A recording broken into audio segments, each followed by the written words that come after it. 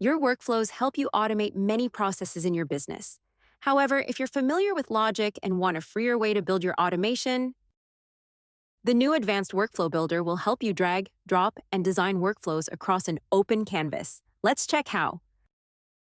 Start by navigating to the Workflows tab inside the Automation section and creating or editing a build. Using the drop-down at the top left corner, switch to the Advanced Builder, click plus Add, then select whether you want to include an action or trigger. To connect nodes, drag the connector handle or the plus icon to stitch your workflow.